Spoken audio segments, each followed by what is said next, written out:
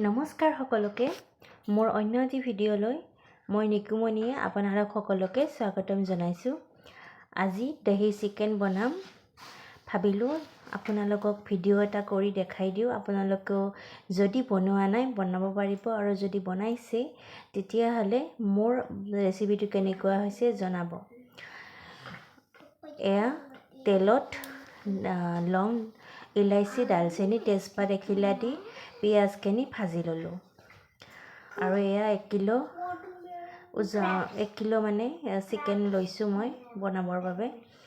এয়া আধা ঘণ্টামান আগতে ধুই থৈ দিছিলোঁ পানীটো যোৱাৰ বাবে। আৰু এতিয়া চিকেনখিনি মই দি দিলোঁ। এয়া চিকেনখিনি মই এতিয়া ধুনীয়াকৈ ভাজি ল'ম। চিকেনৰ এটা পানী থাকে, পানীখিনি মৰি যাব লাগিব ধুনীয়াকৈ।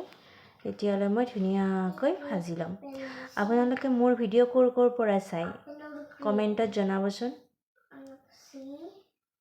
আৰু মোৰ ভিডিঅ' চাই ভাল লাগেনে বেয়া লাগে সেয়াও জনাব। আপোনালোকেতো মোক বহুত মৰম দিছে, আৰু সেইবাবে মই আগবাঢ়ি যাবলৈ মই মানে উৎসাহিত হৈছোঁ, বা উৎসাহিত হওঁ আপোনালোকৰ মৰমৰ পৰা। এয়া পিঁয়াজ, আদা, নহৰু, বিলাহী, লাল বাদাম, কাজু বাদাম গোটেইখিনি গ্ৰাইণ্ড কৰি ল'লোঁ।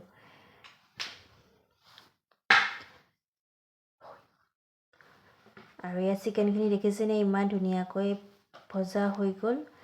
আৰু মই এতিয়া এইখিনি মিশ্ৰণখিনি দি দিম। এতিয়া এইখিনি ধুনীয়াকৈ মিক্স কৰিব লাগিব। আৰু এয়া একদম ধুনীয়াকৈ 20 মিনিটমান সময় কম জুইত মই ভাজিম। ইয়াৰে বাদামৰ যিটো এটা কেঁচা গোন্ধ যদি থাকি যায় আঞ্জাখন একদমেই ভাল নালাগে। বা পূৰা ভাজি দেখিছেনে ইমান ধুনীয়াকৈ ভজা হৈ গৈছে। আৰু এতিয়া মই 30 টকীয়া দহিৰ পেকেট মানে দহিৰ বাতি এটা মই দি দিম।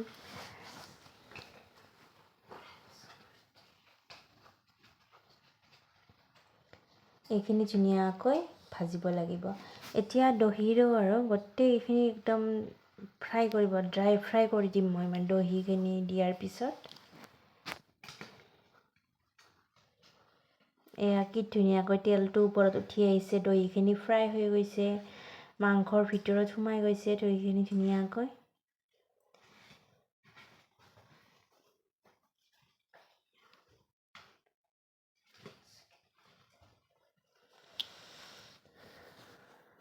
এয়া মই বনাই আছোঁ ধুনীয়াকৈ আঞ্জাখন।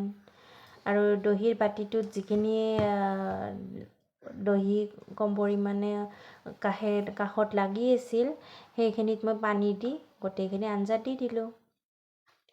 এয়া চাওকচোন ধুনীয়াকৈ মই মানে ড্ৰাই ফ্ৰাই কৰি দিলোঁ দহি দিয়াৰ পিছত। আৰু এয়া জিৰা দি দিলোঁ। আপোনালোকৰ ঘৰত যি যি মছলা থাকে সকলোবিলাক দিব পাৰে। মই মানে দিয়া নাই কিয়, মোৰ ল'ৰাই জলকীয়া নাখায়। মছলাৰ জ্বলায়ো মানে সি জ্বলা পালেই খাব মন নকৰে, সেইবাবে মই জলকীয়া মানে মছলাই দিয়া নাই।